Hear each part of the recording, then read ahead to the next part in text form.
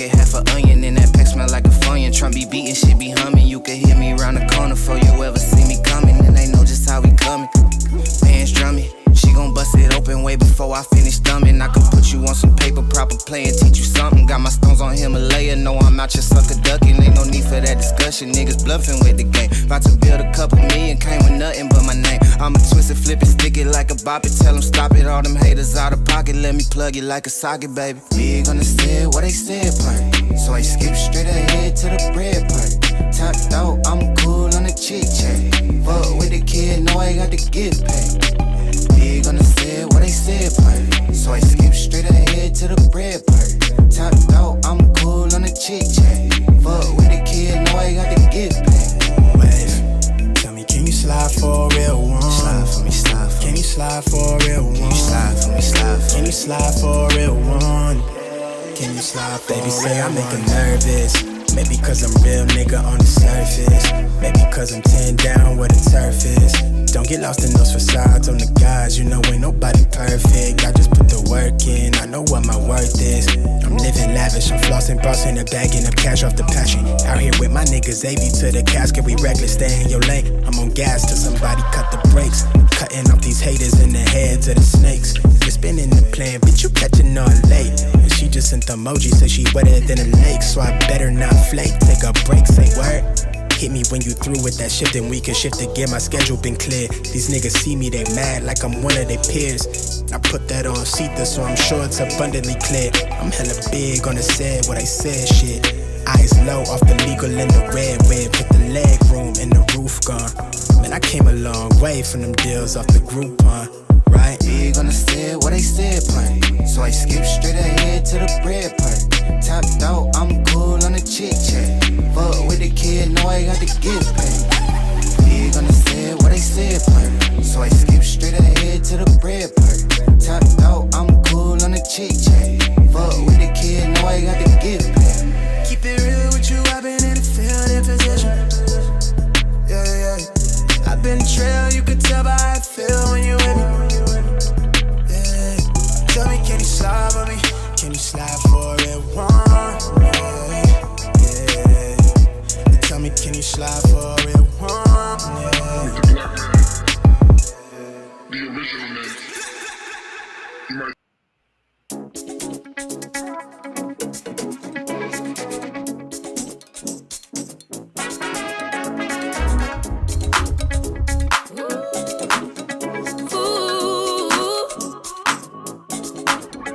Whether a man or woman, want it or you got it.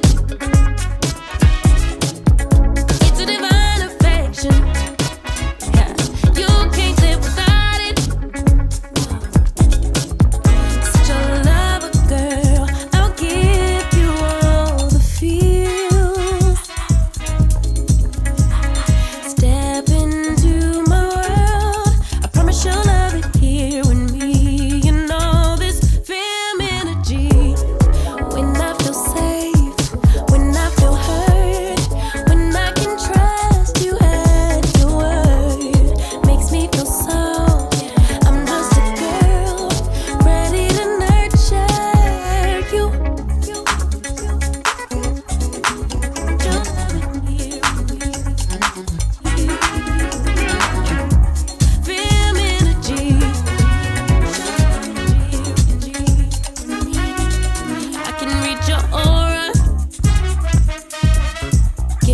For my mama, and I can make you better, boy. So take this risk if you wanna. A real lover, girl. I'll give you all the feels. Step into my world. I promise you'll love it here with me. And all this film energy. When I feel safe, when I feel hurt, when I can trust you at your word, that makes me feel soft. I'm just a girl. All right, y'all know what this is. I ain't got no money. Everything I'm telling y'all is what you missed during the week. As always, this is Black Woke, since we have to go and move shit. So enjoy. Where's my damn opener? Let's get it. Green light, let's get it. Green light, let's get it. Green light, let's get it. I'm the future, I'm in it. Check score, I'm winning. Green light, let's get it. I just win. Win.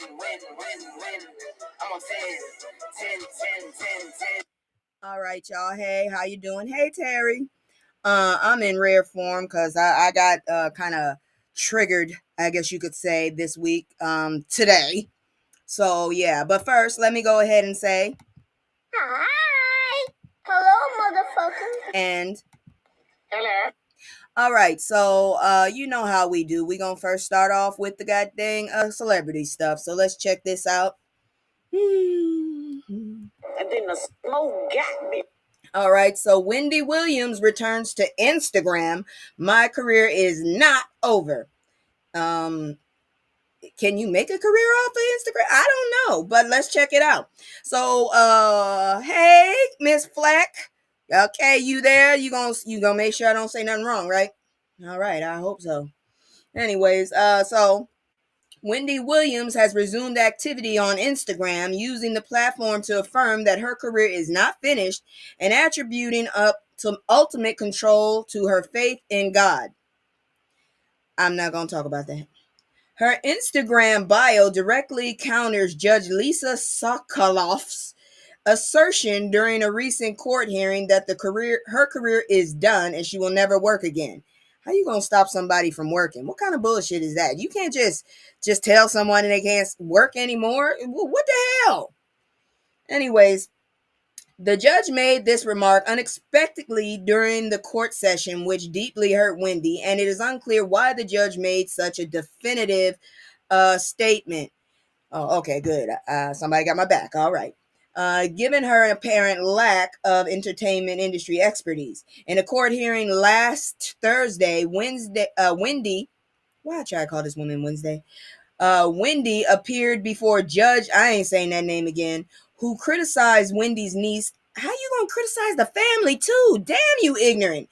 Alex Finney, accusing her of leaking information and threatening sanctions of further conduct. The judge also made disparaging remarks about Wendy's families, calling them you are the bitch. Damn, you are like the rudest judge I'd have never seen.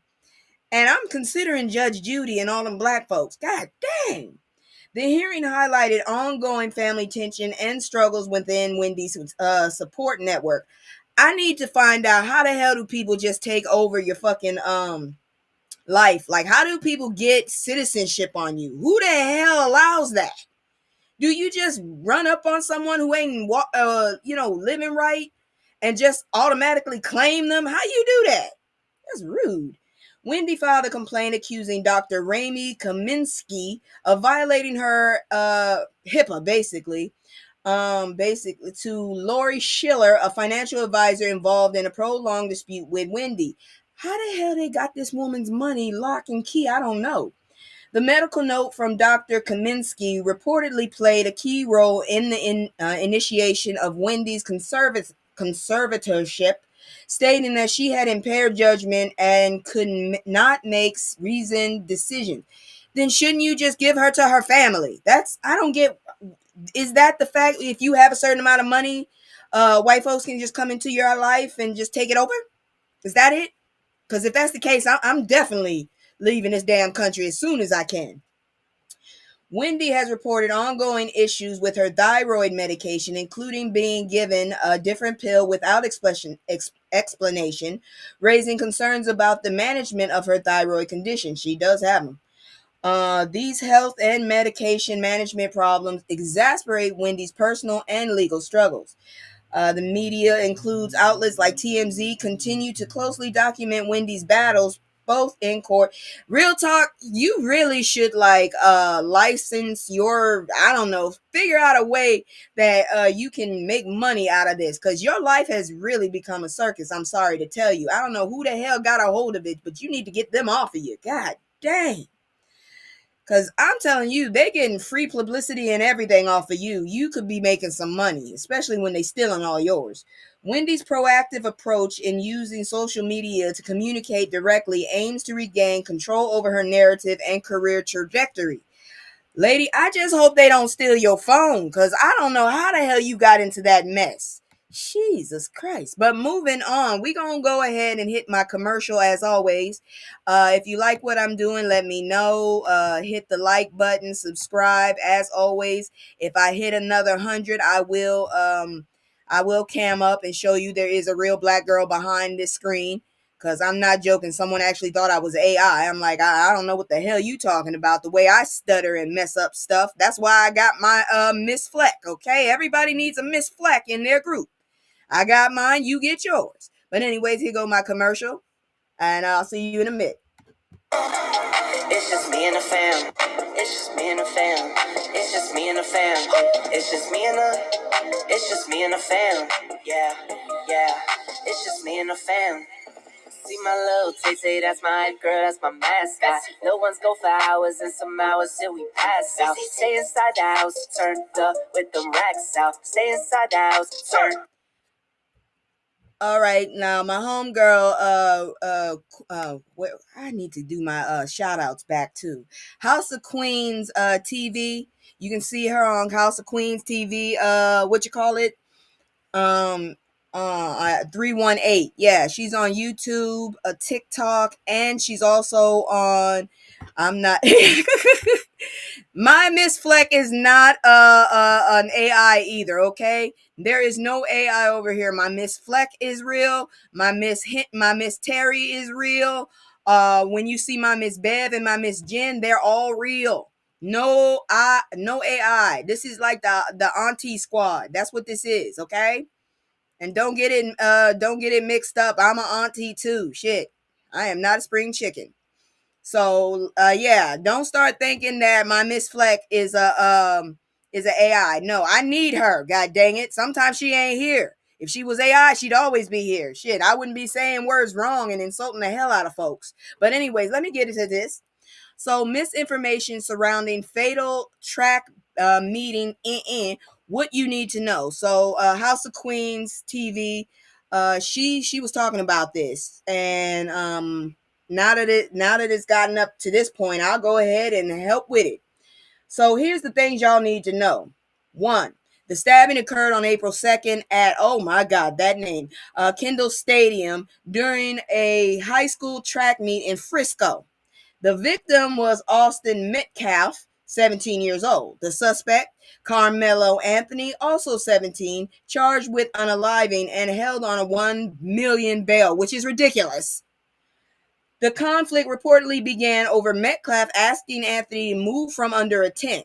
According to witnesses and police, the altercation escalated when Metcalf physically engaged Anthony, who then Metcalf. Okay, so he put hands on first. All right. Anthony claims he acted in self-defense, and as you should. I don't go out the house expecting anybody to put hands on me, okay? I really don't. I have a taser and a baseball bat. I have shown y'all. You see it in the shorts, okay? I don't lie. I ain't got no reason to lie. Shit, I was canceled when I was born. Shit.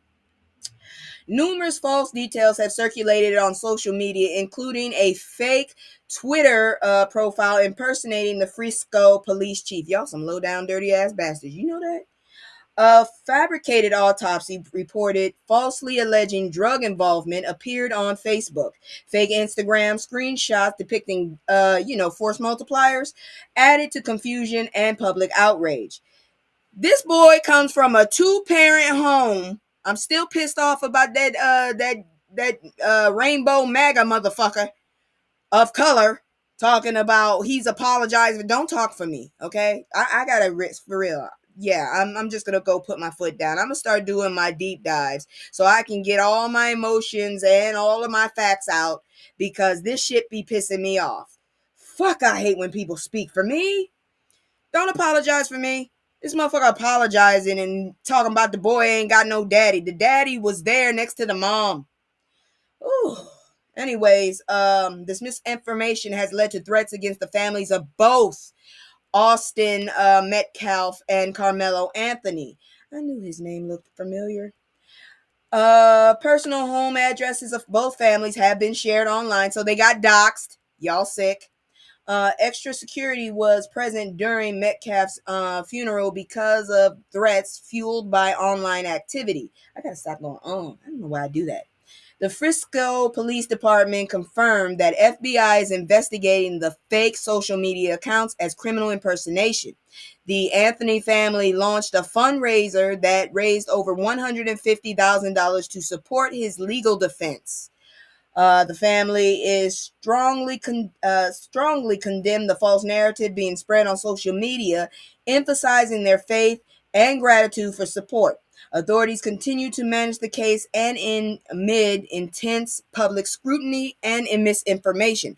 I just want to say this much: leave that damn family alone. I'm not joking. They didn't do shit to you. Seriously, they didn't. It's just fucked up. He shouldn't have put hands on him. That's what happens when you put hands. You just think you got the right to just go around touching people. Shit, I hate being touched by people. I tried to get the hell away from my mom one time because I didn't want to be touched. She dragged me back, but still, sometimes you just don't want to be touched. And that is your right, especially in America. You don't have to be touched. Somebody touch you, you fight back. If I can't stand ground on my body, who else can I stand ground on? You always want to change the rules when it comes about standing your ground when the motherfucker break into our house. Shit, at least I can stand my ground for me. Get on my last nerves. Exactly. Don't touch me. You don't know shit about me. You don't know if I got a mental a situation, maybe just a flipping. I don't know. You don't know. Get your hands off me. That's all I got to say. But let's move on because the fuckery is not over. It's going to be a robust night tonight is what I'm telling you. Black teen falsely accused of tripping cop beaten by police. The fuck is this shit? What's wrong with these people? So the incident occurred at Tower City Shopping Mall in Cleveland. Police responded to a disturbance call and found a female officer on the ground. Officers mistakenly believed the teen had tripped the cop officer. The teenager was uninvolved in the disturbance and posed no threat. Despite this, an unidentified officer struck the teen's head multiple times with a baton. A baton is just a smaller baseball bat. Shit. Fucker. Why did you do that? Did she really need to have all that shit? The teen sustained a concussion and multiple musculoskeletal injuries. I hope they sue your ass off. It's a boy. He has been unable to fully participate in academic and athletic activities due to head trauma. The teen suffers from mental and emotional injuries related to traumatic brain injury. Oh, you can't make this shit up. Theodore Jenkins Jr., the teen's father, filed a lawsuit alleging excessive police force. The lawsuit names Cleveland police. Why is all this shit happening in Ohio? Jesus, if it ain't Ohio, it's Alabama. The lawsuit names Cleveland Chief Dorothy Todd and Mayor Justin Bibb as defendants. It accuses the department's leadership of fostering and tolerating a culture of violence against Black individuals. What you say? Sue everybody. Exactly. Everybody can get it. Everybody gon' get it. Shit. Let's see here now. What else? It accuses the department's leadership for fostering and tolerating a culture of violence against Black individuals. The suit claims these systemic practices amount to municipal policies or customs enabling such assaults. This case highlights ongoing concerns about police brutality and racial profiling in Cleveland. I told y'all, the damn floodgates are open when you let that orange turd in. I'm telling you, he's not human. He's the Antichrist. If you ask me, he's the Antichrist. Once again, orange lives don't matter. That's all I'm going to say. Anyways, it also underscores the impact of police violence on Black youth and communities. Now, y'all remember I specifically had a story running around here where a supposed man of God was sitting up there chastising people and telling us to teach our kids that they just need to stay out of trouble and white cops aren't beating up on them. I never said anything about the race of the cops, but I'm telling you right now, all I have been hearing about is Ohio lately when it comes to racism. I'm not monetized. I don't give a fuck. Shit. What they gonna do? I ain't got no money and I'm a small page. What they gonna do? Seriously. Anyways, let's move on because I'm telling you, we got to get through this fuckery. Ugh. Y'all knew this shit was gonna happen, so if you a person that like to have your hair done, you better listen to this next one. It ain't gonna be good. Emotional content. How Trump's tariffs are affecting black beauty supply stores. Whoo. So, the black hair care industry in the US is valued at over 2.5 billion with a B billion and depends heavily on imported products such as sew-in wefts and ethnic hair care ingredients. Trump administration tariffs have increased import fees on hair products, with some Chinese-made goods experiencing hikes as high as 145%. What the fuck? Something wrong with this, man. So this is ridiculous. You remember when we were in school and we used to learn all the way up to 100, and then we didn't learn anymore after 100%, because 100% was the limit. You didn't go past 100%. You knew it was possible, but 100% was supposed to be that limit. Why the fuck is this 145%? Anyways, small and minority-owned businesses, including black-owned stores, are disproportionately affected by these tariff increases. Of course. Chastity Monroe, owner of Pink Noir in Memphis, highlighted the difficulty of absorbing tariff costs as a relatively new small business. I guess we better start to learn to make our own hair products. Yeah, girl. I know there's a way to make that damn co-wash I use. I know. I saw a recipe. I'm just gonna have to start buying more food, I guess. Shit. Okay, so Chastity Moore highlighted the difficulty of absorbing tariff costs as a relatively new small business.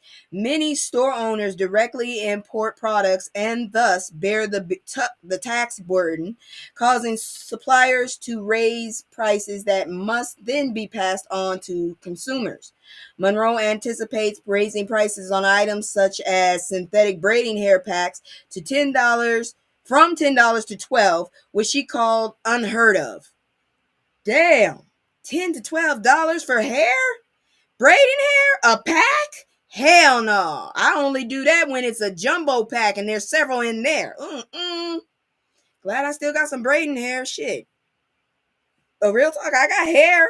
I just don't want to do it. Shit. Anyways, some businesses do not have the capital to stockpile inventory during temporary tariff pauses on countries like India, Cambodia, and Malaysia. Economist Trevin Logan emphasized that black-owned businesses often lack banking relationships and capital access needed to bulk purchase inventory. LaWanda Majors, owner near Nashville, noted that prices for Brazilian hair bundles increased from $125 to $175, forcing her to discount products to raise funds for upcoming inventory. Damn. Business owners like Majors are relying on faith and hope amid financial uncertainty. There is encouragement within the industry to take advantage of tariff pauses for certain countries, but many stores struggle to leverage this due to funding limitations. What you say? Of course the price is going to go up on our stuff. Of course! We the ones that basically fucking fund this. Woo! Just wait until I get to the next stories. Oh, girl, when the fuck around and find out come out, y'all gonna love it. Because this is ridiculous. Oh my gosh. I'm telling you, that whole group in that White House, we just need to just bomb it. I'm sorry, I can't stand that family or those people that he hired. I can't. I just can't. I'm looking at all this fucking misery and shit. I'm in a blue state. I'm pretty safe. But damn it, I can't stand what you doing to my relatives. All right. Let's go. We got let's do this one and then I'll shout out somebody's somebody's business because I cannot. This shit right here be giving me a headache. I think I'm starting to get a tension headache. Ooh. Let's look at this. And then the smoke got me. So, welcome to the slave house. Black worker settles lawsuit against Tesla. Are we surprised? I'm not. So, let's see. Oh, Jesus Christ. These people get on my nerves. Let's see. Here you go.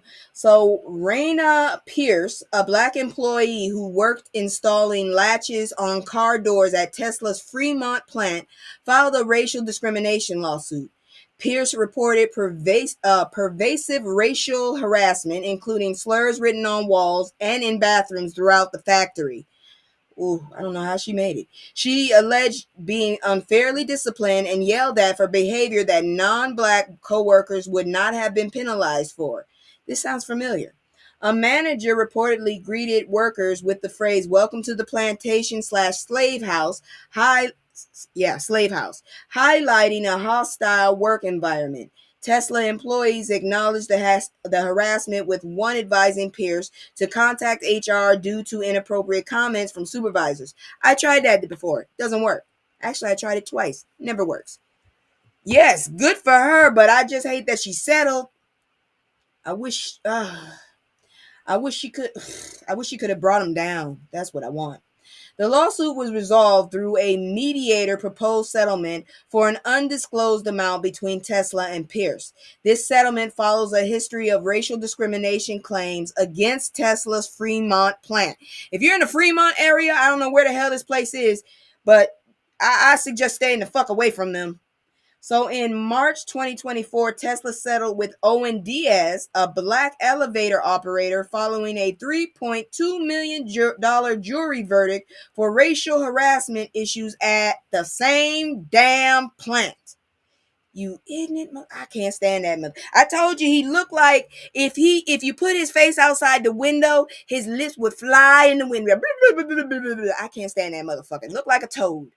Why do all of them look like amphibians and toads? Girl, you know. That motherfucker is secretive as hell. On the wrong shit. Now, here we go again. God dang it, America. I don't know what to say. Just you know what? Fuck. I need a palate cleanser. Let's do this promo, and then I'm gonna come back and we gonna look at this shit here. Let's look at this. I need a puff.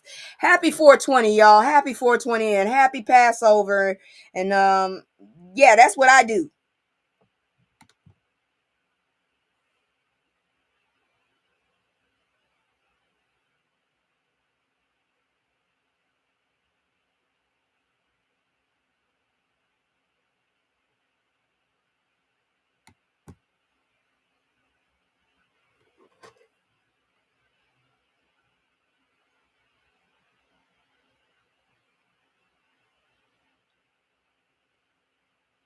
Okay, you guys can find CBD Honey Lips at Instagram, and you can also find her over there on Threads. This is a black-owned company by black woman in New York. I'm not telling you where, somewhere in New York. So if you want to support her, go on check out for her. CBD Honey Lips. That's what it's called. All right, let's look at this. Wait, what? Army vet goes rogue, hijacks plane in Belize, officials say. This was reported today. Happy 420. Girl, you know I got a hookah in front of me. I celebrated. I know what other day it's for, so I can only go for the 421. I celebrated because otherwise I probably would have hijacked the plane like this dude. Shit. So 3 individuals were attacked at knife point during a flight on a small plane in Central America, specifically on a Tropic Air flight in Belize. The attack happened while the plane was in flight after taking off from Corozal. The suspect demanded the domestic flight be diverted out of the country. What the fuck are you trying to do? The plane circled in the airspace between northern Belize and Belize City for some time while the standoff unfolded. Fuel levels dropped, escalating the danger to the 14 That's it? Okay, 14 passengers on board. The suspect, 3 people on the plane, including the pilot. Why would you do that to the pilot? Do you know how to fly the plane, dumbass? Don't get that damn excited. Shit. A passenger with a licensed firearm pew-pewed the attacker as the plane was landing. Why do I even do this? I'm not getting paid. The suspect was critically wounded, suffering a wound to the back and lungs, later unalived from the gunshot wound. Yeah, I give up. Tropic Air Belize CEO praised the pilot's courage and composure for landing safely under pressure and noted the heroic action of the passengers who pew-pewed the attacker. The suspect has been identified as Akinyela Sawa Taylor. Authorities found no details on Taylor acquired the how they acquired a knife on or his that's a guy. Akinyela Sawa. Go look that up because this motherfucker's supposed to be American. Acquired the knife or his motive for the attack. Taylor was a U.S. citizen and military veteran. He was reportedly a teacher in the United States and listed as a football coach at McClure North High School in Florissant, Missouri. The suspect's profile contrasts expectations surrounding the identity of the assailant. That don't sound right. I blame Drumpf. I'm sorry, I do. I think he probably like kidnapped that dude and did something. I don't know. Shit. I don't know. I'm gonna find a way. I'm gonna find a way to blame that damn Drumpf. I'm gonna find a way. Somehow, some way, I will find a way. Okay. Here we go. We got one more fucked up story. And let me see what's next.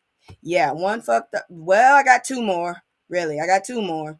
One's sad, one's fucked up. So let's just get through the fucked up. And then we'll cry a little, say a prayer, and then we'll move on to fuck around and find out. Here we go. God dang it. Suspected FSU gunman raised in sheriff culture, known for right-wing views. Oh, so I did do a story on that. I was talking to Terry about that. So Phoenix, I hate the fact that you have that name. Phoenix Ickner was closely connected to Leon County Sheriff Office, having participated in their Youth Advisory Council and other training programs. His stepmother, Jessica, is a school resource deputy who legally purchased the firearm Ickner used in the pew-pew. Sheriff Walter A. McNeil acknowledged Ickner's deep ties to law enforcement, family, and access to weapons through them. Ickner held, well, fuck this, I'm not calling that. Psycho held white supremacist far-right beliefs, openly espousing controversial views such as opposing Rosa Parks' civil rights stance. I heard more about that. We're going to talk about that later. A former classmate described Ickner's rhetoric as so troubling that he believed Psycho should not have access to force multipliers. Psycho was eventually expelled from political discussion groups due to his extreme views and inappropriate comments, which included frequently advocacy for Donald Trump. I told you when that motherfucker ran the first time, the second time, that was the second time he ran, because this motherfucker he has been involved in 5 elections, if you did not know that. Okay, he's won 2. He's been involved in 5 of these motherfuckers, but the last 2, when Obama won, the damn door shook. When this bastard won, he fucking opened the fucking gate. The races were already, slipping through and shit. His parents should get charged also. Probably so. Anyways, peers viewed Psycho as a fascist who often reminded others about his firearm access. The pew pew occurred on April 17th at Florida State University, resulting in 2 unalivings and 6 injuries. Reports confirm Psycho used his stepmother's service weapon in the attack. Concerns were raised about Florida's weak red flag laws that failed to restrict Psycho's access to firearms despite his troubling behavior. Authorities continue to investigate the motive behind the pew pew, which remains unclear. Sheriff McNeil expressed the tragedy's complexity and profound. Why is it always complex when it comes to these nuts? And found profound impact on the community. The case has drawn to intersections of law enforcement culture, gun access, and extremist views. Why the fuck is it always. Ugh. Why is it? Just tell me, please. Why is it always complex when it involves y'all? But when it involves us, it's never complex. It's just violence. It's just community violence. It's black on black crime. Nobody ever considers, hey, maybe the person was starving. Hey, maybe they didn't have money. Hey, maybe they were abused. Hey, maybe something horrible happened to these people to explain why they acted like this. It's never complex for us. Fuck. I hate that shit. Those goddamn words be pissing me off. Anyways, y'all, I ain't gonna lie. This shit gonna be sad now, so get ready. Emotional content. Alabama woman used her last breath to give police a major tip in her own homicide. This is a beautiful woman with a beautiful little family, and someone took it from her, and I don't understand why. Who gave you the right to take someone's life, please?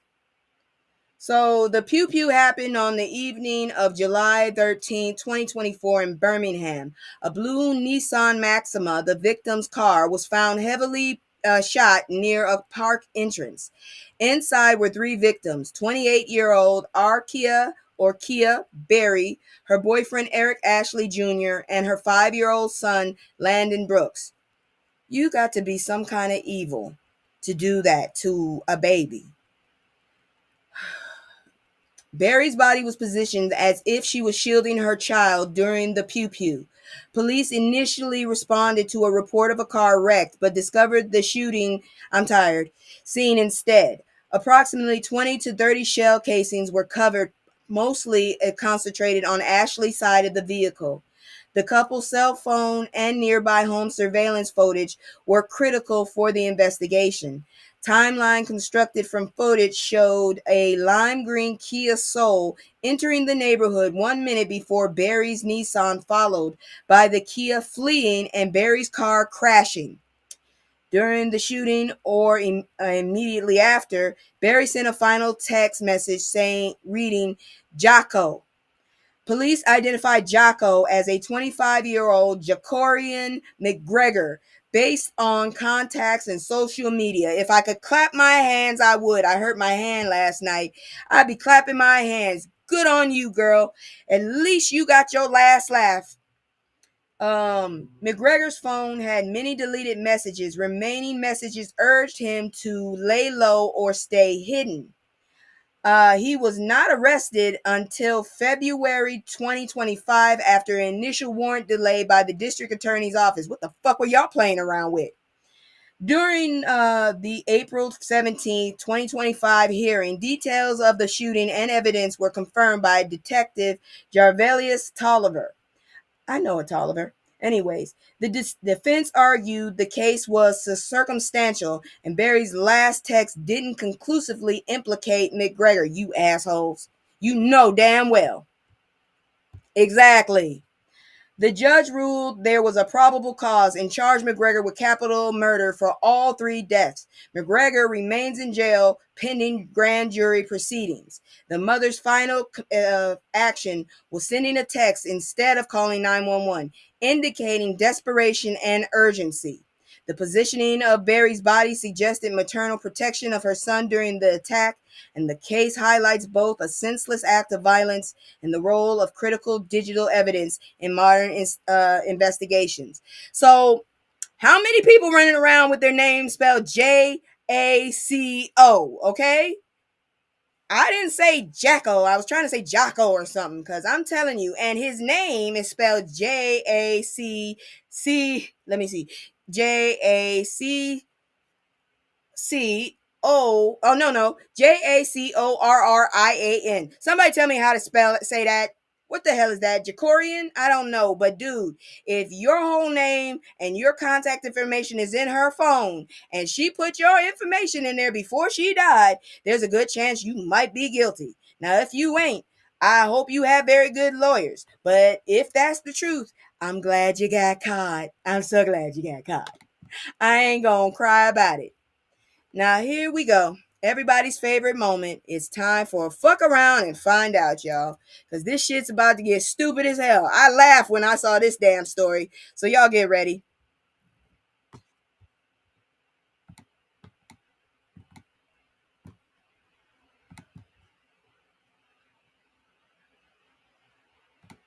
I don't want the second, I want this.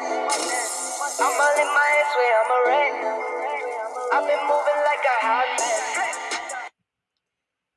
All right, here we go. So, Target calls meeting with Reverend Al Sharpton to discuss DEI rollback. Are you serious? We ain't listened to this man in decades. When I was a little girl in the 80s, I didn't pay attention to this man. When he was fat and had that perm, I didn't pay attention to this man. And you gonna go ask him to talk to us? Okay. So here we go. Target CEO Brian Cornell has agreed to meet with, you agreed? Oh, Lord. Has agreed to meet with Reverend Al Sharpton in New York this week. The meeting was initiated by Target as tensions rise over backlash against its rollback of DEI policies. The discussion aims to address concerns from civil rights advocates and Black community leaders. Why would you call him, though? I'd probably call Crump. He's always there. Shit, that I call him first. That motherfucker always there. Anyways, let's see, where am I? Okay, here it is. Several civil rights groups are encouraging consumers to boycott Target in response to retailers' DEI rollback. Sharpton has not called for a boycott specifically targeting Target, but has backed existing efforts from other groups against the company. Would you say? Target, you lost business from us. Exactly. Motherfuckers have, some of us have actually decided to just do lifetime boycotts. So I don't know what to tell you. Mr. Target, Tarjay, as my cousin had fondly nicknamed you. I hope she ain't shopping there anymore. Anyways, Sharpton has not called. Okay, blah blah blah. He has expressed a conditional stance suggesting boycott could occur if Target does not confirm ongoing commitment to fairness and support for Black communities. Motherfuckers, you look, Black folks are tired, okay? We had to sit back when the gay people got mad. We had to sit back when the Muslim people got mad. We had to sit back when the Asians were getting whooped up, and we weren't the only people doing it. We always got to sit back, and we never got reparations. You know what? You can kiss my ass, really, at this point. Y'all done got on my last damn nerves. Shit. Sharpton criticized Target for changing its DEI stance following an election, viewing it as a withdrawal of commitment. It's a punk-ass move is what it is. He emphasized that if Target pulls back on fairness, the Black community has the right to withdraw patronage.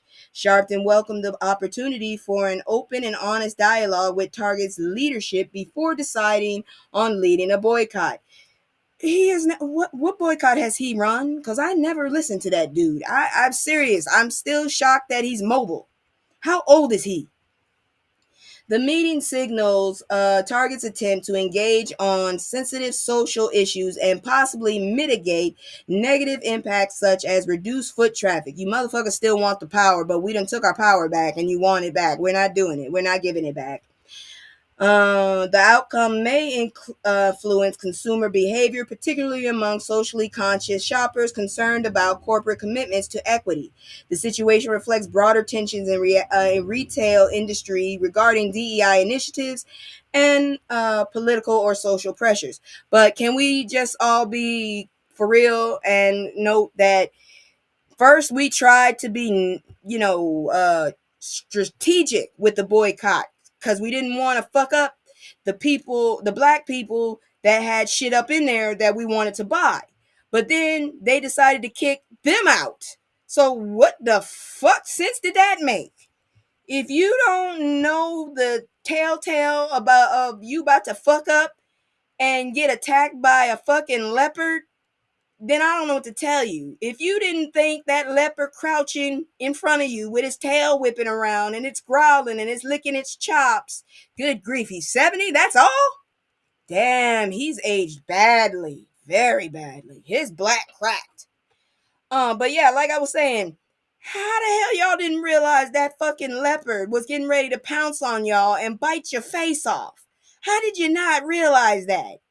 You already fucked with it before and it snarled at you. Then you went ahead and hit it again in the nose by throwing out the black folks that had shit in there that we wanted to support. Now you wondering why your face is hanging from our teeth. Go on, Target. All right, here we go. NAACP sues Education Department over DEI funding cuts.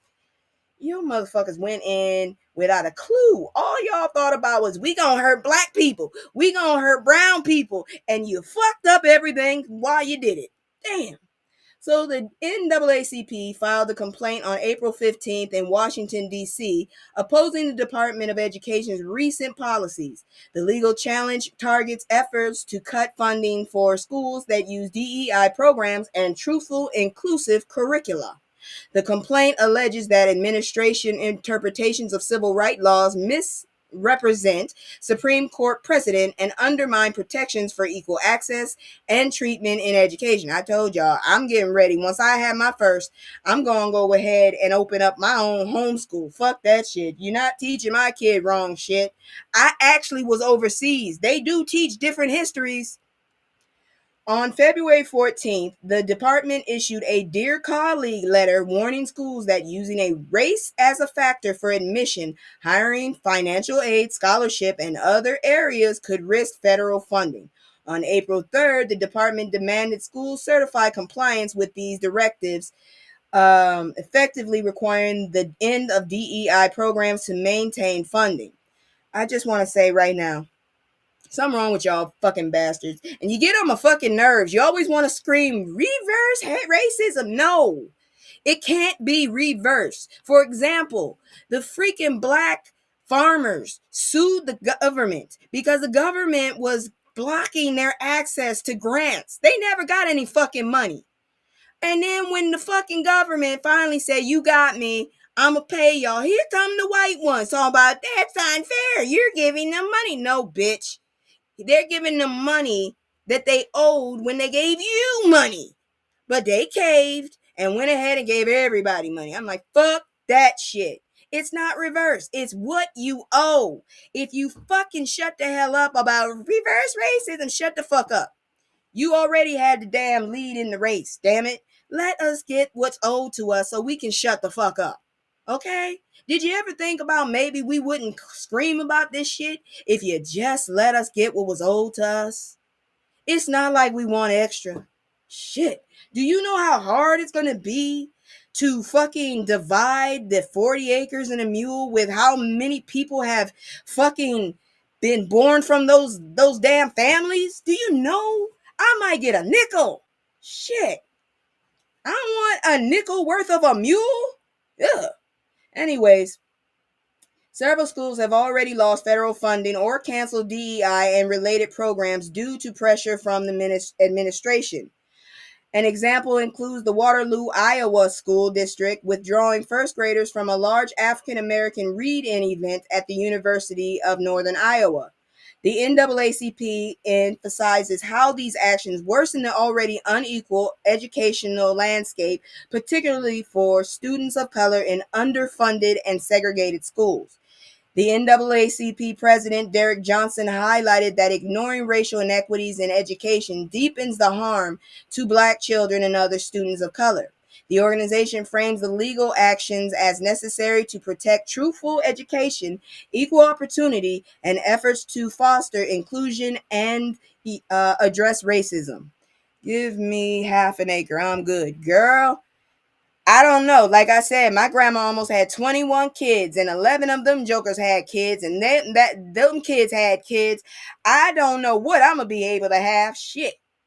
Gotta separate all that shit, and half the time they ain't even gonna take care of it right. I'm just saying. See what's the next story here. Yeah, this is another fuck around and find out. We need our own black schools. That's why I said I'm gonna open my own homeschooling. Shit, I was a teacher overseas. The Japanese and Chinese people thought I was good enough to teach their kids. I can teach mine out. Anyways, look at this. Black veterans raising alarms of anti-DEI and military can affect recruitment. Oh, they gonna fuck around and find out. They gonna get into a fight, and we ain't gonna be there.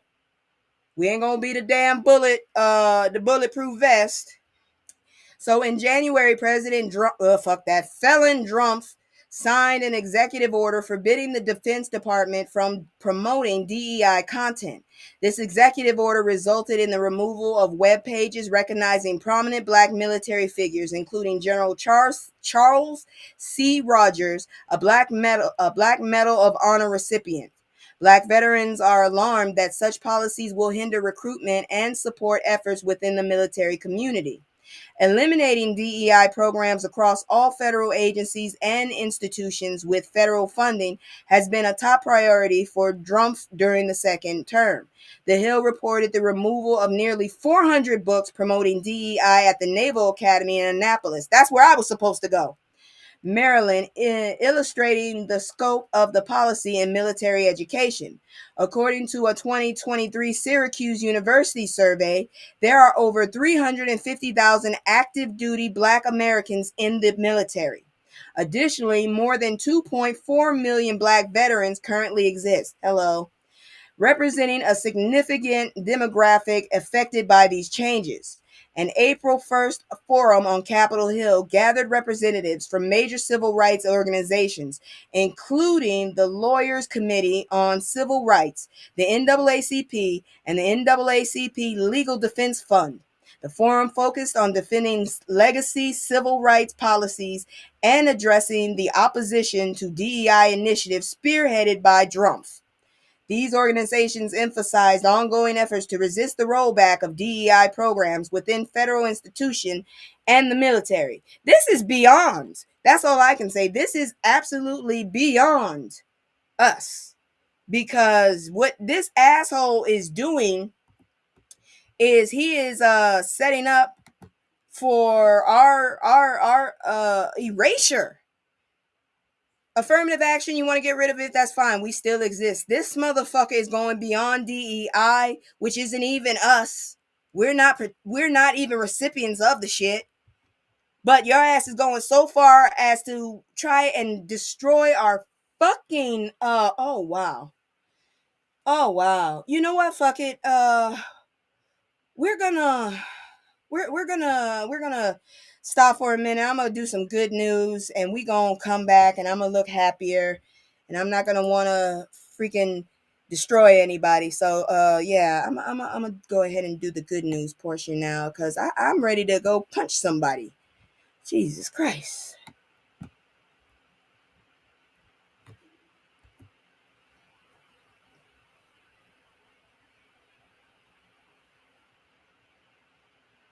Okay, so I was not trying to cut these ladies' heads off. Please ignore that. But so HBCU Green Fund hosts Women's Economic Development Trade Mission to Senegal. Did you see that date? I got it fresh.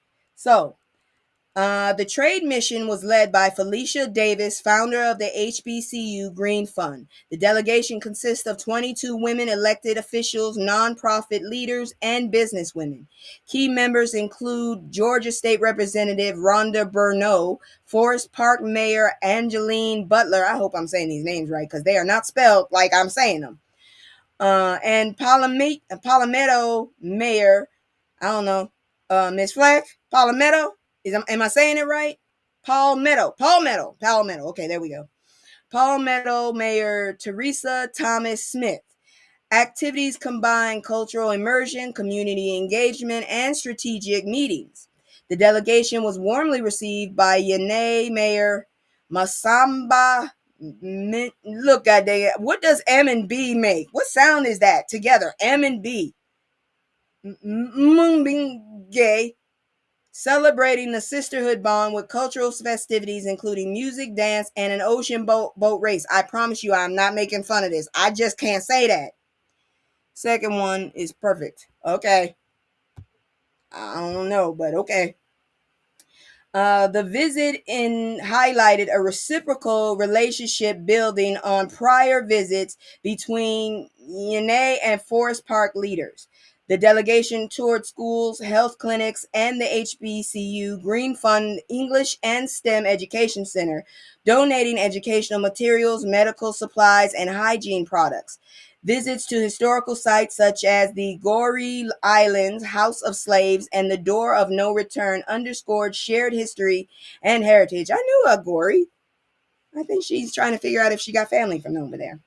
Environmental awareness was raised by observing climate change impacts like plastic pollution and coastal erosion threatening the local communities. The Africa director, Chekho Thiome, I'm not doing this anymore, curated a balanced itinerary promoting learning and collaboration. Discussions were led with high-level Senegalese officials and business leaders, including ministers, commercial directors, and presidents of significant organizations. Engagement with DP World explored the impact of a major logistics center project in Yene and considered strategic collaborations linking Palmetto and Yene's logistic hubs. Good grief, a lot of stuff going on there. So, expansion of Senegal operations to include more yearly educational and environmental programs with HBCU students, plans for reciprocal student exchange programs focused on logistic and sustainability between Georgia and Senegal, and a vision to harness women's collaboration to create unstoppable momentum of community upliftment, climate resilience, and global partnership is in their future outlook. That's what they're hoping to bring.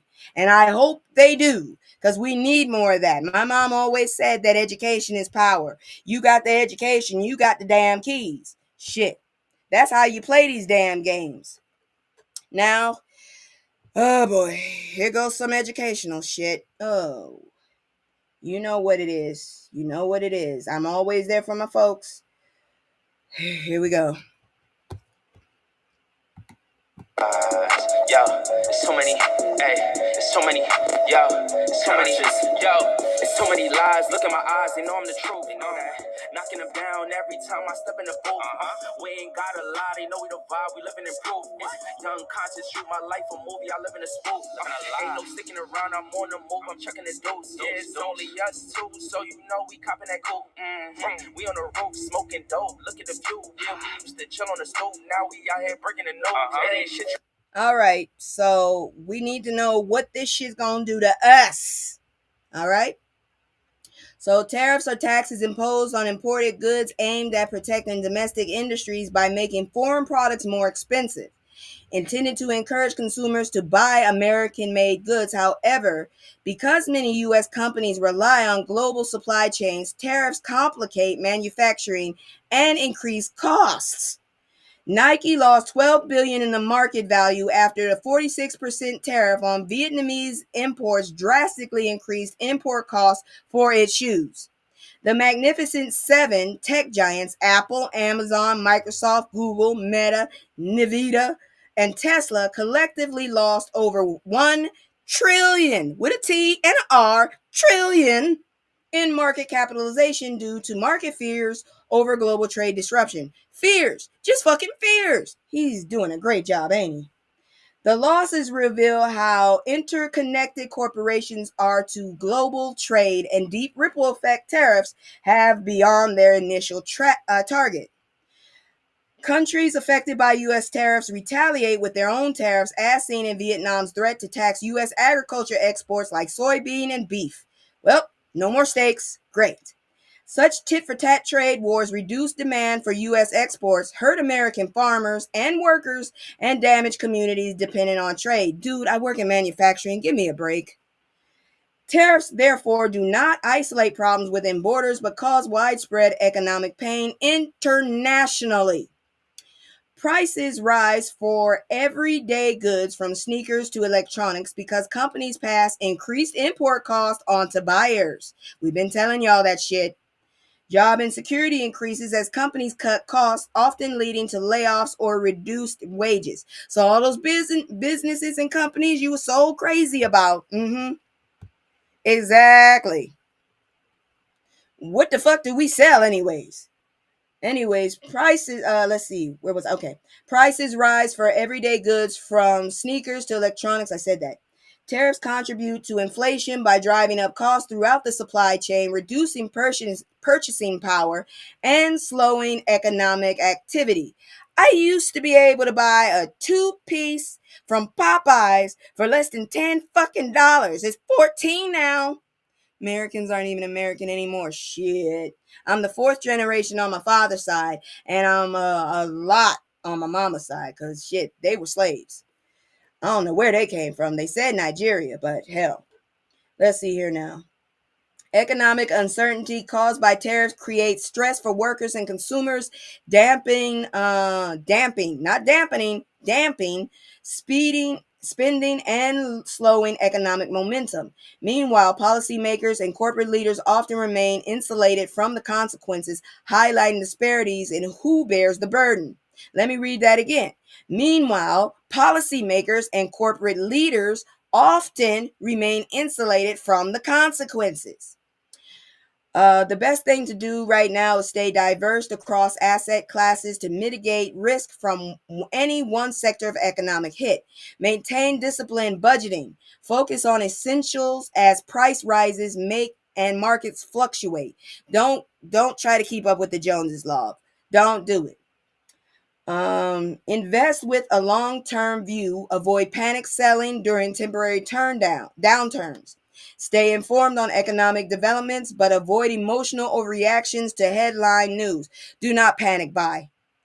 Stay informed on, let's see here now. Recognize while tariffs are beyond personal control, managing your financial moves with awareness and poise is crucial. Tariff functions as hidden taxes, ultimately paid by consumers and workers, not politicians or big corporations. Understanding the real world consequence of tariffs on job security, prices, and investments is essential in today's economy. Proactive, smart financial decisions help individuals survive and thrive despite trade wars and market shocks. So, look, I'm telling you right now is not the time to try to be luxurious. It's not time to be playing around and acting like, ooh, I'm better than everybody else. I'm the top. Yeah, go ahead and keep doing that. You're gonna be broke with us. All right, let me move on. We still in that educational set. So now it's time for this week in Black History. You know how I do. So let me move it over here so we can look. Not this. All right. Here we go, y'all. Emotional content. So this week in Black History, April 16th, 22 to say April 16th to the 22, 2025. What happened in the past? Well, as you see this handsome gentleman here, that's Duke Ellington. Jazz legends Edward Duke Ellington and Lionel Hampton, 1909, Charles Mingus, 1922, significantly shaped the jazz era through performance and innovation, with Ellington becoming one of the greatest jazz pioneers. Not this dude. Talking about these people up here. Okay. All right, moving on. Let's see here now. Let me get down here to this one here. So in 1862, Abraham Lincoln signed a bill ending slavery in Washington, D.C., followed by the Emancipation Proclamation targeting slaves in the rebellious southern states, though its immediate impact on freeing slaves was limited due to Lincoln's lack of control over the regions. The Third Enforcement Act of 1871 gave the president powers to combat terrorist organizations like the KKK, defending African American voting rights, and suppressing violent oppositions during Reconstruction. In 19, let me see here now. All right. The U.S. Supreme Court ruling in 1971 upheld busing as constitutionally valid method to integrate public school racially. Not sure if that's a good or a bad thing anymore. In 1872, activist William Monroe Trotter, a militant black leader and closely ally of W.E.B. Du Bois, who is a mathematician if you didn't know, was born. He opposed Booker T. Washington's moderate stance and used his newspaper, the Boston Guardian, as a platform for civil rights advocacy. So yeah, we weren't all peaceful. The National Urban League was formed in 1910 from several organizations to focus on economic issues affecting African Americans and is now the second most influential civil rights group after the NAACP. Walter Fauntroy became the first elected representative. Stop that. This is when you're a struggle. I'm still going to say it. Where was it? The National Urban League, there it is, became the first elected congressional representative from majority black Washington, D.C. in 1971, though still lacking voting rights, highlighting ongoing political disenfranchisement of the city's residents. That was Walter Fauntroy. African American soldiers played a significant role in the Spanish American War in 1898. Facing contrasting reception upon their return to the U.S., ranging from celebrations to violent assaults and lynching. The Salem witch trials of 1692 involved a black slave named Mary Black. You guys are not, y'all are not inventive, assholes. As one of the first accused, with voodoo stories shared by black slave Tituba, indirectly triggering the hysteria and mass accusations. 1. Voodoo was the religion. Hoodoo, I believe. I could be wrong. Let me know. Hoodoo was the bad. The fuck? Get it right. Jazz legend, okay, I already said that. Basketball great Kareem Abdul-Jabbar was born Louis Alcindor in 1947 and became a dominant professional player, standing over 7 feet tall. I had an uncle that tall, never met him. Basketball, Nina Simone, renowned for her contributions as a singer, songwriter, pianist, and civil rights activist, recorded over 40 albums and passed away in 2003. I did not know she lived that long.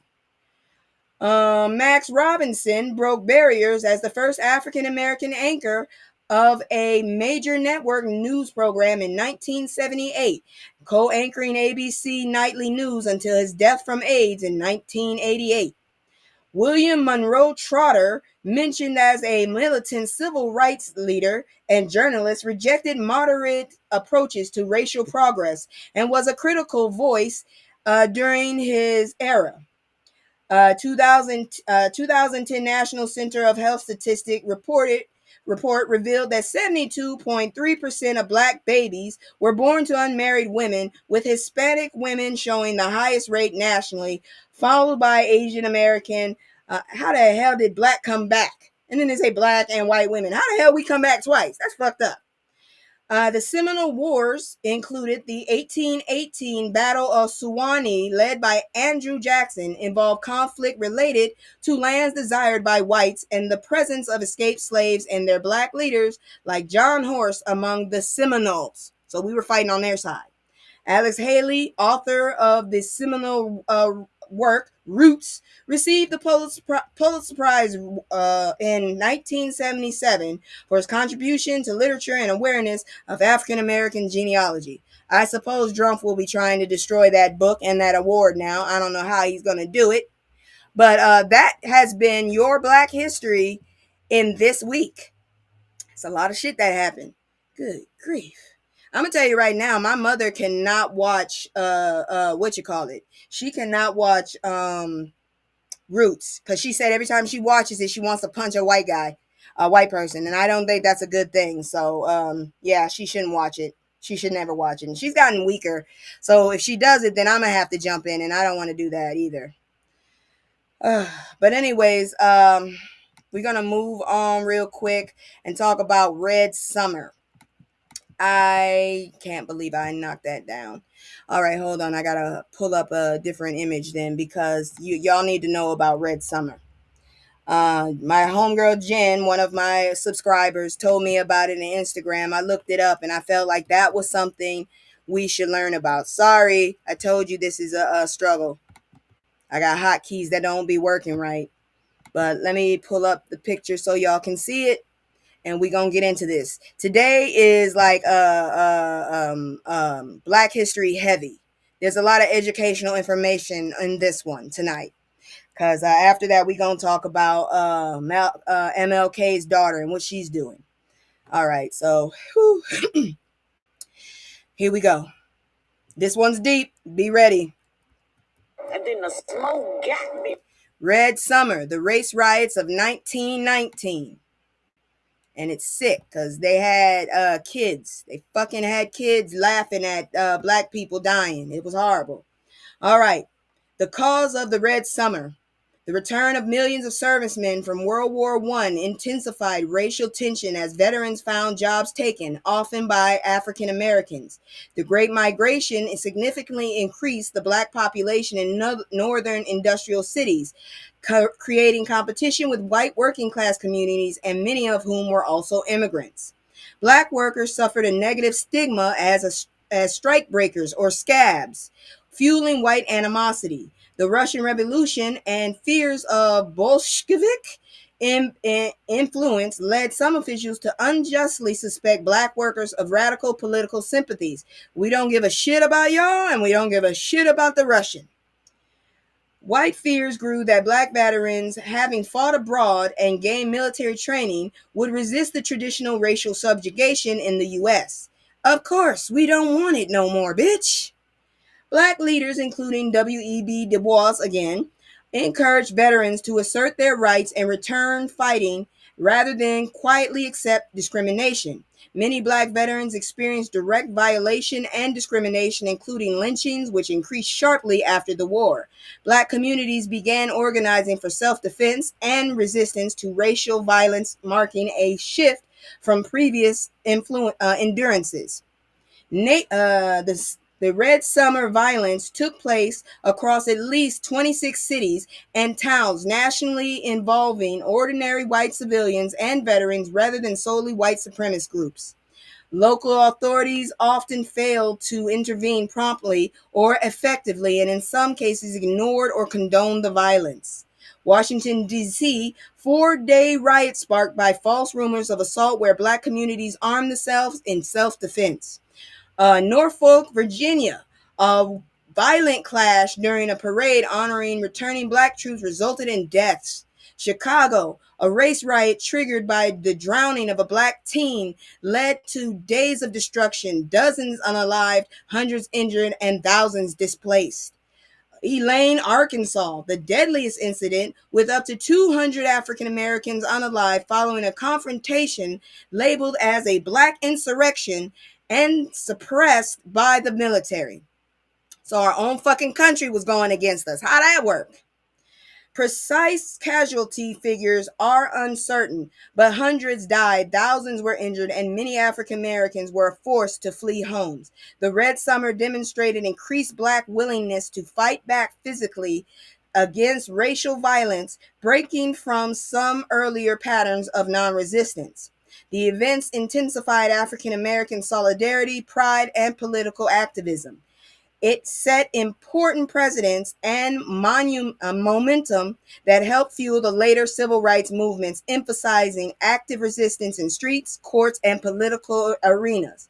Concurrently, white supremacist activity, including the revival of the KKK, surged during this period, further entrenching racial divisions. So don't think it was peaceful back there. They got grimy. That's all I'm saying. Them motherfuckers went down. It was like, look, now we free. We not about to put up with this bullshit. We done fought for y'all motherfuckers and y'all gonna treat us like this? Hell no. That's all I gotta say about that. But now we gonna go into a little calmer education. We gonna talk about Miss King and see what she talking about. So let's check this one out right here. Give me just a second. I want to make the screen bigger. She looking happy. She looking like her daddy and her mama. Let's check it. Emotional content. Dr. Bernice King sets the record straight with Amy Schumer on her father's beliefs. So Bernice King emphasized her father's interconnected condemnation of militarism, racism, and poverty as the triple evils. She cited Dr. King's quote, "Justice at its best is love correcting everything that stands against love," underscoring his vision of peace rooted in justice. I'm sorry, but at this point, I'm really not that peaceful anymore. I'm more of let's take action. I don't want to bust you in the head, but I'd rather play 4D chess with your ass and make you cry. Anyways, she shared a clip of Dr. MLK, I'm not doing all of that, advocating for the U.S. to prove its moral power rather than military might, referencing oppositions to the Vietnam War. Bishop Talbert Swan condemned Amy Schumer, accusing her of co-opting Dr. King's legacy to support what he called white supremacist oppression. She looks like her daddy to me. Yeah, she do. But I kind of see her mama too, especially in them cheeks. Let's see here now. Swan criticized the use of MLK's quotes to dismiss voices protesting systemic racism and the Israeli government's actions described as a genocidal apartheid-like. The violence in Gaza has resulted in over 8,000 deaths, predominantly affecting women and children. The debate over Dr. King's legacy coincides with contentious discussions about military violence, ceasefire demands, and the framing of criticism as anti-Semitism. The incident underscores the complexity of interpreting historical figures, philosophies in modern geopolitical conflicts. Can y'all leave us the fuck out of this shit? Cause we still fighting our own shit. Our shit never ended, you know? Y'all think it did, but it fucking never ended. Can we please focus on that without having to always share our shit with everybody? Shit. Damn it. Fucking Amy. Ain't she Jewish? Knock it off, lady. It highlights the ongoing struggle over narratives related to justice, peace, and human rights amid humanitarian crisis. Man, y'all, fuck. I don't know what to tell you. But you know what? We done with that. We done with that because the next thing we about to talk about is celebrities. It's still kind of dark. Oh, I'm so sorry, but we gonna get it. We gonna get out of there. We gonna get out of there. But first, we still gotta get dark because I've been trying to avoid it. But you know, I'm all about the history, and we need to know what some of our people went through. So let's learn about Don Cornelius. Why don't you, please? Ain't nobody got time for that. We gonna have time for him. We gonna have time for him at least. So do you know the tragic story of Don Cornelius, the Soul Train creator and host, and the only Don that I'm respecting right now? Oh, good grief. I wouldn't tell nobody that shit. Maybe that's how she's not funny. She is not funny at all. All right, so Don Cornelius was a Chicago native who initially worked in a local radio and television. He invested $400 of his own money to develop Soul Train, aiming to present Black people positively. The show focused on young people dancing to popular soul, funk, and R&B. Soul Train became nationally syndicated and enjoyed as a remarkable 35-year run from 1971 to 2006. It stands as one of the longest running syndicated programs in American television history. I just watched it for the train and then I went outside to play, but I was a kid then. The show featured legendary musical acts including the Jackson 5, Stevie Wonder, Mary J. Blige, and LL Cool J. Soul Train played a crucial role in promoting Black music and culture to broad audience. It provided a positive and influential platform that celebrated Black identity and artistry. Despite his professional accomplishments, Cornelius dealt with ongoing personal and health issues. These struggles overshadowed his life and ultimately ended in tragedy in 2012. His story reflects both the highs of groundbreaking cultural impacts and the lows of personal hardship. Let's see here now. They really didn't get too deep in it because it probably would have took a long ass time. But dude was a what do you call that? some kind of artist, a tortured artist. Yeah, he was a tortured artist. But that man did a whole lot of good things for us. But if you got time, go check him out. I just wanted to say that, and I wanted to summarize what it was about. I really wanted to celebrate him, but if you really, really want to know the man, go check out his past. Now, moving on, we still doing the celebrity stuff. I've been wanting to watch this movie, and now I hate when I do this. I want to watch a movie, and then I never do, even though I want to watch it and I have access to it. I just wanted to talk about this goddamn movie here. So let's look at it. And then the smoke got me. Black Americans react to Ryan Coogler's film Sinners. I've known about it since last year. You know what I'm saying?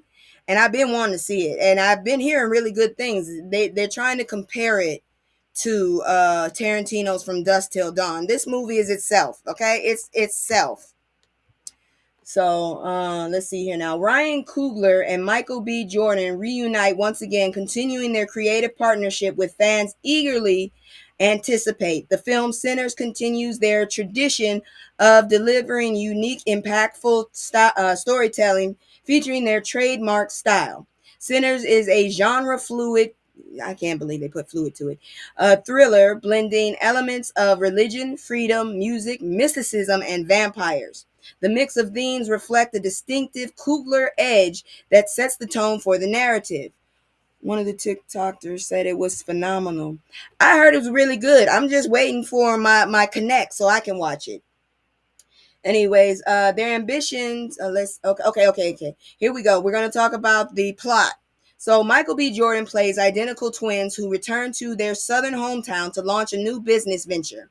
Their ambition plans are soon threatened by evil forces intent on ruining both their dreams and the community future. And it's very relatable because they talking about the evils we face every fucking day too. Anyways, early on, Chatter hails Sinners as potentially the best work yet by Coogler and Jordan, indicating strong critical and audience acclaim. The film has generated a significant buzz that extends beyond typical audience, attracting attention and comments of figures like Snoop Dogg, don't care, and Gabrielle Union, still don't care. This growing discourse around the movie highlights it as more than just entertainment, but as a cultural moment and a movement in the making. Sinners is inspiring, passionate, funny, and fired up reactions that capture the essence of the film's impact on viewers and the broader cultural conversation. The film's themes and stories resonate with audience on multiple levels, enhancing its significance beyond the screen. All right, for real though, my grandma, everything is the devil's. So if you played cards, that's the devil's game. If you played blues, that's the devil's music. So I kind of understand. That's how I quickly connected to this movie when they were talking about the because I know about the movie. I know how it ends and all that shit. I love spoilers, so I already know. And I just can't wait to watch it. But the movie is supposed to be very deep. It touches you on different levels. If you're a black person, it definitely will speak to you. I'm just saying that. So I believe that is it for let me see. Yeah, I wasn't that crazy about all the stuff that was going on. Apparently, Megan Thee Stallion is taking Tory to court again. Carrie wants everybody to know that her new music is cool, and I support her. I'm just waiting for the first video, and then I'll see what I like about the album. I really wondered where the hell she went in the first place because I'm not a beehive. I'm not a bee. Okay. I liked her music. I didn't know there was a beef between her because I mind my own damn business most of the time. I don't know who the hell's fighting half the time. But anyways, let's get into our health. And then we're going to have a palate cleanser. And then maybe if we have some time, we're going to clown some of these crazy ass rich people. I don't like rich folks. Shit. I'm sorry. And when I say rich, I mean these assholes that are doing the shit they doing to us. Ugh. Anyways, let's look. We are at war. So, Sankofa Collective supports Black birth workers during Black Maternal Health Week. This was reported on the 16th, but I still wanted to report about it some more. So, one of the events is the Breathe and Bloom that was held on the 13th. at Flowstone Climbing in Redlands, California, as the closing event for Black Maternal Health Week. The event featured a grounding yoga session led by Janae Alsay, a sound bath facilitated by Karina Art. That's a little too much for me. I'm too old for this shit. And a light lunch with VIP swag bags and merchandise sales. Okay, you got me back. You got my attention. All proceeds support Black midwifery. I'm going to get me one, a doula, including the first Black-owned birth center in Inland Empire. I don't know where that is. The event honored BMHW's 2025 Healing Legacy Strengthening Black Maternal Health through Collective Action and Advocacy. Let's not let Trump hear about this, okay? He'll probably get rid of it. SBC was founded in 2018 to create community among Black birth workers in the Inland Empire and address disparities in Black maternal health care. Sankofa is a Ghanaian concept meaning to honor past wisdom and carry it forward, connecting birth workers to the legacy of ancestral care. Well, that sounds like how we just do it in the South. Shit. Everything's passed down by word at this point. Now we got pictures and phones, and we can pass the shit down, or you steal somebody's freaking photo album when they die. That is so true. I watched it happen. So, anyways, founding member Deidre Medley Kotsumpos, if you saw how many U's that are in this woman's name, Deidre emphasized the importance of rest, replenishment, and mutual accountability to prevent burnout. Erykah Badu is a doula. I believe it. She looks like one. I just don't want her touching me. I love her, but I just don't want her to touch me. Doula Chantel Reynolds highlighted the need for birth workers to care for themselves to sustain their ability to serve their communities. Black maternal mortality remains alarmingly high in the U.S., with a rate of 50.3 deaths per 100,000 live births, more than triple that of white women. Despite a national decline in maternal mortality rates in 2023, Black maternal deaths slightly increased compared in 2022. These disparities extended beyond mortality to infant mortality and morbidity, demanding urgent attention and advocacy. Prior to Breathe and Bloom, SBC hosted two other in-person events during BMHW. A panel discussion on the risk of giving birth, a PBC documentary highlighting Black maternal health inequities, a movement and midwife meetup involving a stroll with local Black midwives and maternal health providers. The events fostered activism, education, community building, and support for Black maternal health. Let's see here now. This week was founded by Black Mamas Matter Alliance, and it occurs annually in April to coincide with National Minority Health Month. That's this month. The campaign aims to raise awareness, encourage advocacy, and promote community actions to end maternal mortality and mistreatment among Black women. God dang, I'm not saying birthing people. Shit. I'm too old for that shit. BMHW received official recognition from the White House in 2021. You won't get it this year. I promise you that. And that is it for the news. I told you it was dark a little, but let's do a palate cleanser before we start having our Freudenschaden moments. Yeah, that's a word, Freudenschaden. That's when you laugh at somebody else's misfortune. And then some of these celebrities, the way they dress. Before I go any further, let me go ahead and do my commercial. If you like what I'm doing or you have some suggestions, please hit me up in the comments. I do pay attention to them. Some things I change, some things I forget to do. And I might need some more help or better equipment, but that's just gonna have to take time. If you like what I'm doing, please share my stuff to your social medias. Please get my word out. I'm such a tiny channel. Like I said, every 100 people I get, I will cam up to let you know there is a real auntie behind here. Okay, there is one, and I actually look like my shit. My hair is big like this, and I hate it. Anyways, here go my commercial, and we'll be back with the palate cleanser. It's just me and the fam. It's just me and the fam. It's just me and the fam. It's just me and the fam. Yeah, yeah. It's just me and the fam. See my little Tay, that's my hype girl, that's my mascot. No one's go for hours and some hours till we pass out. Stay inside the house, turned up with them racks out. Stay inside the house, turned. Okay, I don't know how this happened. I keep finding these stories. Nobody ever tells us this shit. But animals are just wrecking the fuck out of us, okay? They are not scared. They don't give a shit. So a fabulous feathered friend, loose peacock found wandering in Philadelphia. I'm under the impression Philadelphia is pretty urban, pretty black, pretty hood. How the hell this motherfucker get around? I can't believe nobody stole. I had a homeboy get out of jail when I came out here when I was a little girl to Roxbury. And they stole his fucking the night he went in, they stole his damn Rottweiler. Nobody stole this motherfucker here?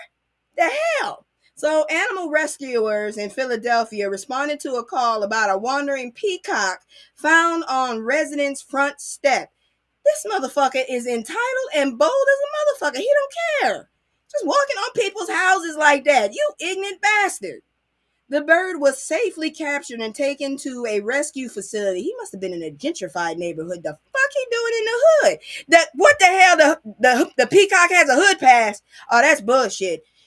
That's bullshit right there. That motherfucker. Ooh.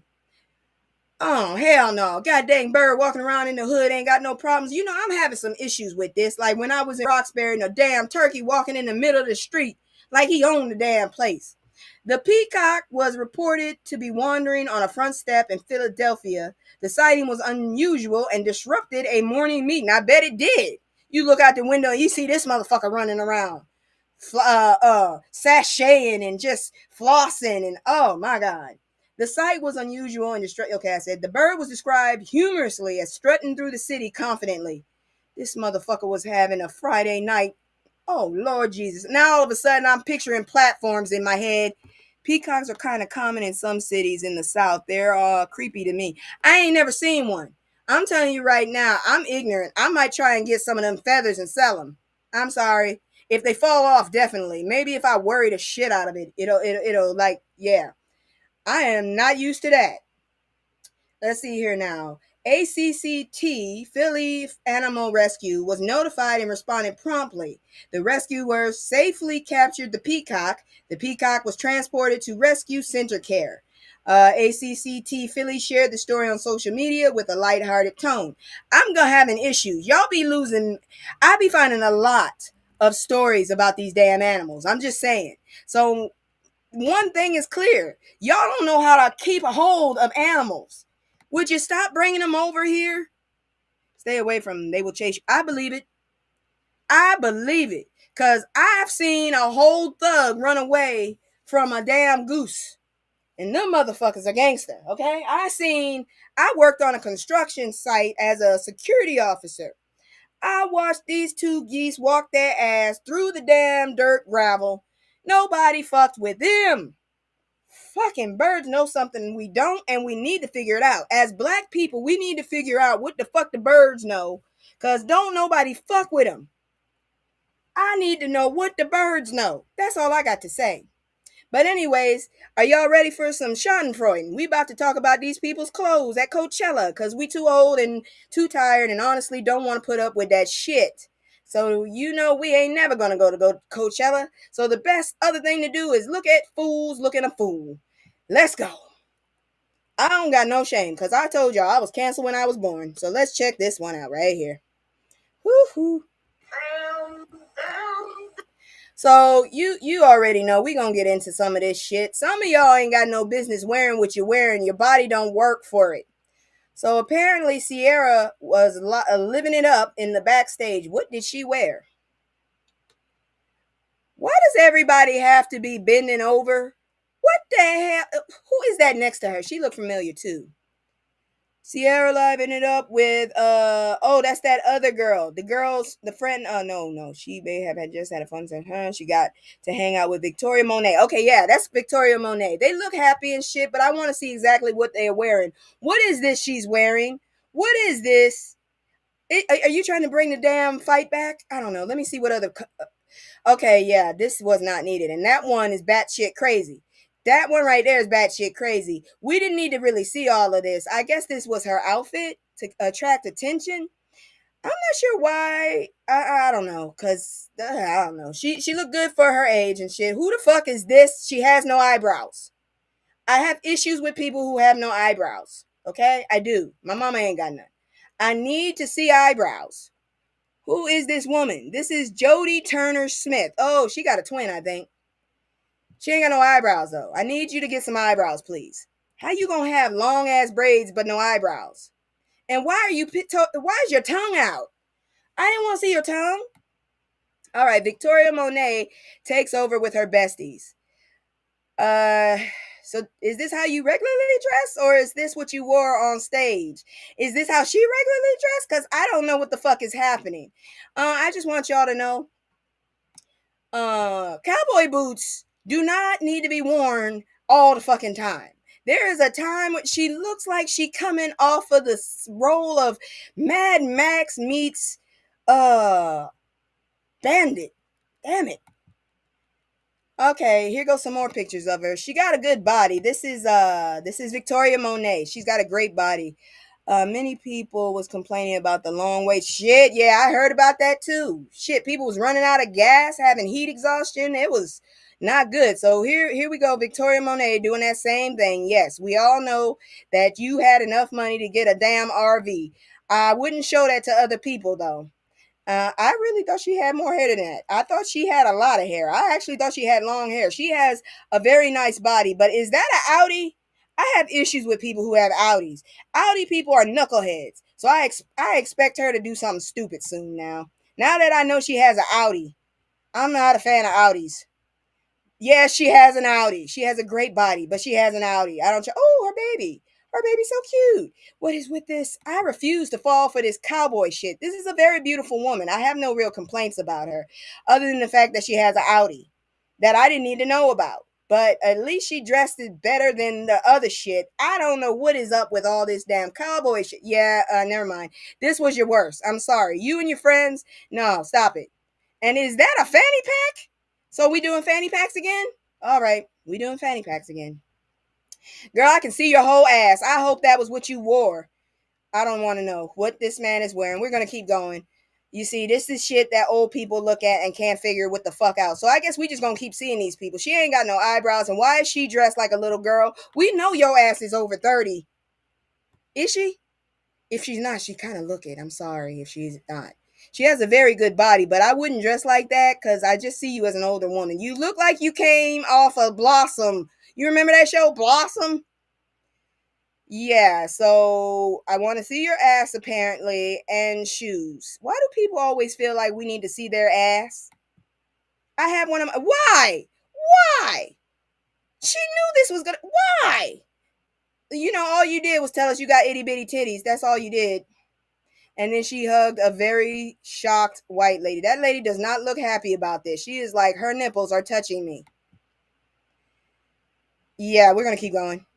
Yeah, what the fuck is this? What's that? What the hell is she wearing? Whatever you found out there, leave it there. This is wild and nah, let's go. Let's go to the next one. I am too old for this shit. I will never go to Coachella. If y'all have a Coachella post game like senior, I don't know, AARP Coachella, I'll go to that one. Winnie Harlow and Normandy cozy up for a stunning photo. So apparently this is Winnie Harlow. Oh, that's the girl with vitiligo. I don't care if you have vitiligo. What the fuck are you wearing? The shit don't work. Are those blue blockers? What is this? Normally looks all right. Can y'all tell me why the fuck there's no water? Is there water at Coachella? Like, is there a pool? Why do people get in swimming suits when there's no pool? I have yet to figure that one out. Maybe I just like to complain. I don't know, but I don't understand a lot of this shit. Christina Milian. Okay, so she coming out here. Tayana Taylor, Karuchi Tran. Where are these people's kids? You know they all got kids, right? Why aren't they at home? Whatever. All of these people got kids, and every single one of these motherfuckers are over their prime. Why the hell are they trying to? This is what happens when you don't let go. Your time is, it's all desert. Why the fuck are y'all in swimming suits? I don't get it. Why you? Okay, think about it this way: if you are in a desert in a swimming suit, that means sand can get into areas that would have been covered up had you wore some shorts. So you got, ooh, okay, y'all gonna fuck around and get chafed up, and I'm not explaining that one. Oh wow, Chris Brown and Carucci. Yeah, I don't think anybody really needs to see that anymore. It's great. That's a horrible picture of hers, and he just need to keep walking. After all the shit, I'd only see her when I'm like switching, the kids. Okay, let the kid down, let the kid walk to me. All right, we'll see you later. Now, this right here, is it me? Yeah, that's their regular clothes. Oh shit, I'm not dressing like that. I thought they were trying to. I thought that was like what you call it? How you dress when you going on stage? Is it me or does she have a long ass back? I don't see sensual when I see her. She has a very athletic body, but I don't see sensualness when she wears clothes. And I think she has an outie too. I just don't like this tummy. I don't. It's poking out too much for me. I don't know what's going on there. But is the theme cowboy? Just cause Beyonce is doing the cowboy thing, do we all have to do it? Cause I don't need. I already had my cowboy era. That was like, let's see, 44. That was 9. No, not 9 years. That was like 15 years ago. Shit. This is their regular clothes? Oh Lord. And this is Lori Harvey looking like her ass is gonna wake up in somebody's house, tied down, drunk as hell with a damn hangover. Girl, the one day you don't want to floss, that's where you do it. Okay. And you're very you have you ever been poor? Pretty privilege is a motherfucker. That's all I can say. Pretty privilege is a motherfucker. I guess she took it off. They was yelling at each other. And this shit here. She looked like a stone idiot. Damn.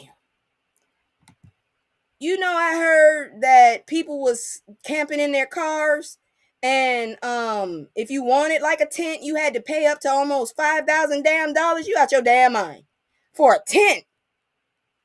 I mean, shit. And then the little like bedroom motherfuckers, they were really nice, but they were expensive as hell. Ryan's Destiny and Jordan Childs pose. Are those two women? Okay, I know this is a woman. What the hell? Who is this? She ain't got no titties. She is flat at a board.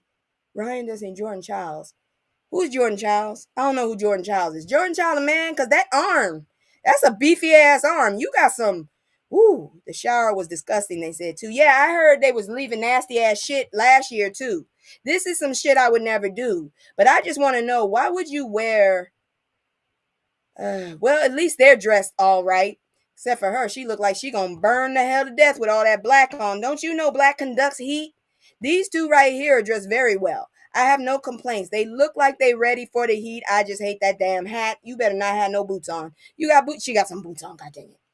This dude right here, this better not be a double shirt, sir. You ain't got no business layering it up. And this heifer right here got stockings on and then some socks. I don't get it. Why would you put on, you know what? They ain't even outside. They ain't sweating. This is a photo booth. This is photo. Fuck it. Never mind. They don't know what they going through. I have no sympathy. Last one. Dwayne Wade is playing. You see, this is why I can't stand not white people. I can't stand rich people. I'm related to some white folks. Oh, she's a gymnast. Jordan, no wonder your body is so skinny. Woo. Girl, I couldn't see your face the way you was dressed. This is bullshit. I'm really not I'm not impressed. He's playing golf in a desert. This is not relatable at all.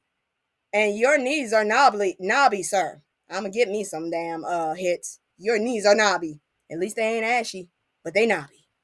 And that's it for tonight, y'all. I didn't have much to say. I tried to look for fashion that was up to date or newer. I found out that apparently they're considering the next gala dandyism. Did we not just talk about dandyism? Oh well. That's it for tonight, y'all. Next Wednesday, hopefully be still on schedule. If not, you know how I do. I'll put it in the messages in the community, and y'all know. Always hit up on me. Thank you so much. Hit me up as always on my YouTube or my other platforms. Like I said, I've decided I'm actually going to put some effort to get some of my deep dives in because I got a lot of shit to get off my chest. So you'll be seeing my 2D version pop up soon. That's it. As always, without y'all, I'd be nothing. Please share, join, subscribe, like, and help me get my little page up a little so I can help other people. When you get a chance, look up what's happening with Pete Hegseth. Okay, that bastard. Ugh. Every time I look at him, I saw him without a shirt. I saw that damn tattoo. All I could think was Aryan race. That's all I could think. But anyways, good night, y'all. I love y'all, and please, uh, help me out. All right, bye, y'all. Where's my damn outro?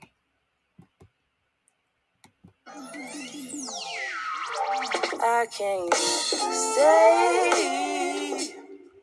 No, I always gotta go. Playing house, this ain't home with my soul.